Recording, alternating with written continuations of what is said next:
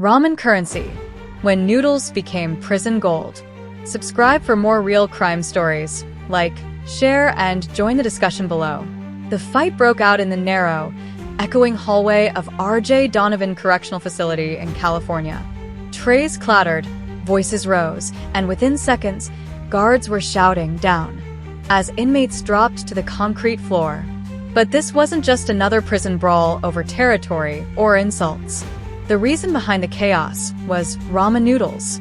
When officers later searched the cells, they uncovered boxes of instant ramen, stashed behind toilets, under mattresses, and inside hollowed-out law books.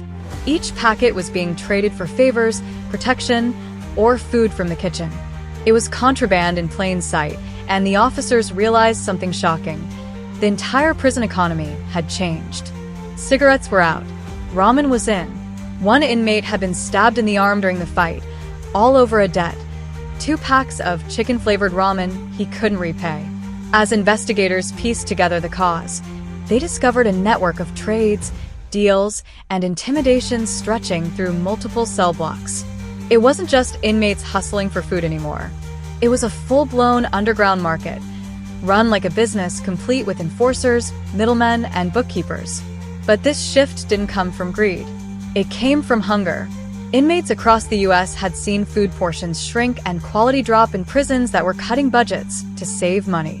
What began as quiet grumbling in the chow hall turned into an economy based on survival. Ramen became gold, and those who controlled it controlled power. As guards reviewed surveillance tapes from that day, one image stood out. A thin, quiet inmate named Gustavo Gus Alvarez, walking calmly through the chaos. In his cell, officers later found a ledger with names, numbers, and ramen counts, a full accounting of who owed what. It wasn't money, it was noodles.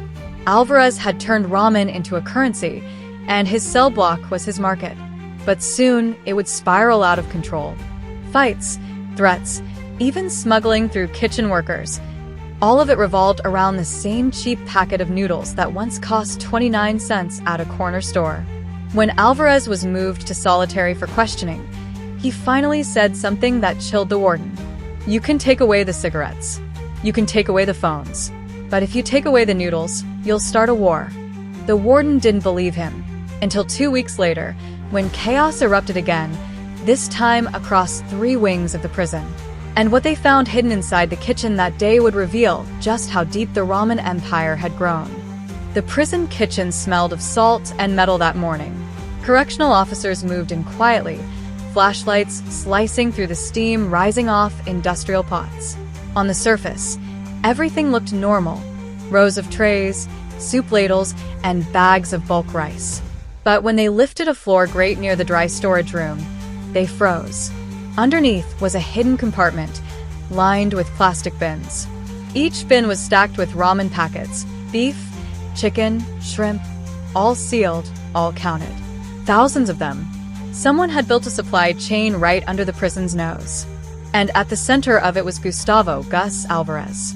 Investigators soon learned that kitchen workers were sneaking ramen out during meal shifts, slipping them through trash bins, and selling them to other inmates.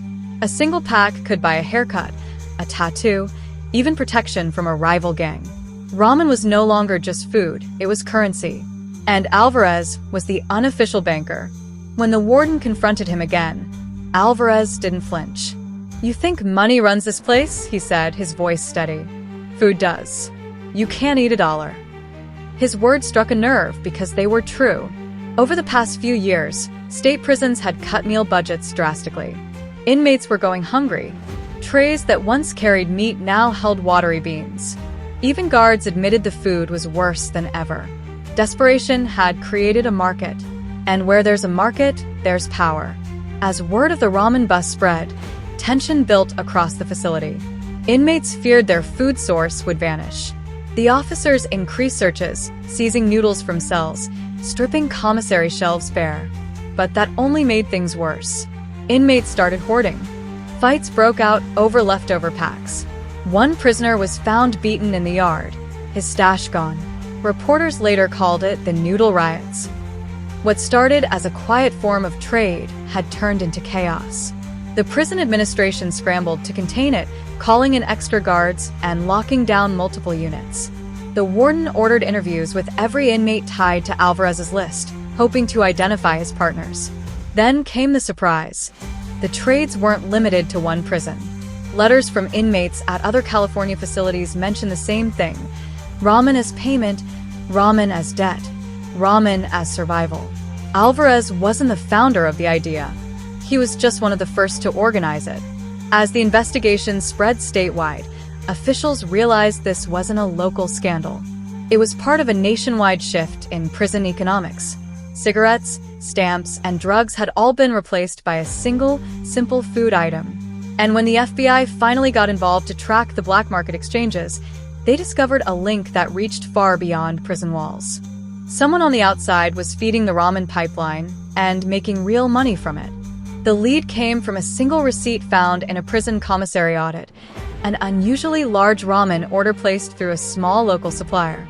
Investigators traced it to a warehouse outside San Diego, where a private vendor had been quietly funneling cases of ramen to multiple state facilities. The supplier wasn't breaking the law directly, but someone was manipulating the system from the inside.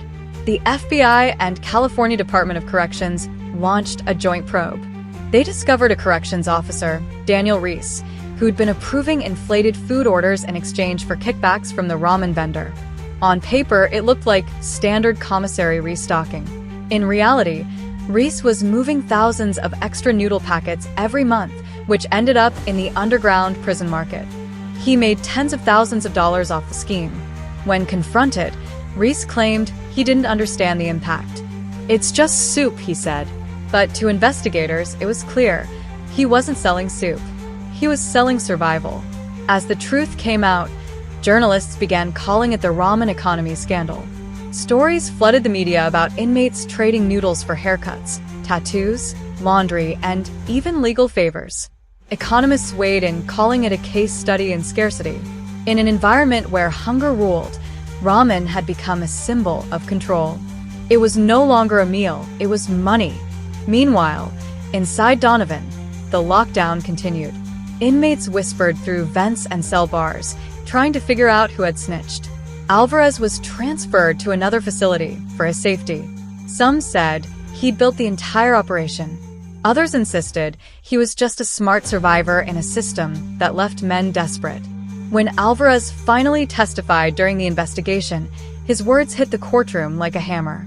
"You starve people," he said. "You take their hope, their families, their time. What's left? A pack of noodles. That's how low it gets." The courtroom fell silent. Even the prosecutor didn't respond. The scandal led to major changes across several state prisons. Meal budgets were reevaluated, and commissary oversight was tightened. But even after the headlines faded, the ramen trade didn't disappear. It simply adapted. Inmates still used it, quietly, as the most reliable form of barter. Years later, sociologists from the University of Arizona published a detailed study confirming what Alvarez had said all along. Ramen had overtaken cigarettes as the top prison currency in the United States. Hunger had built a new economy, one born from neglect, shaped by survival, and powered by instant noodles. As one former inmate told reporters, "You can tell who's rich in here by how much ramen they've got. It's not about luxury. It's about living through the day." The ramen revolution wasn't just a story about crime or corruption.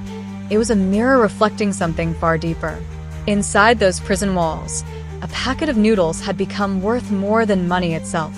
And for the men who lived by it, ramen wasn't just food, it was freedom.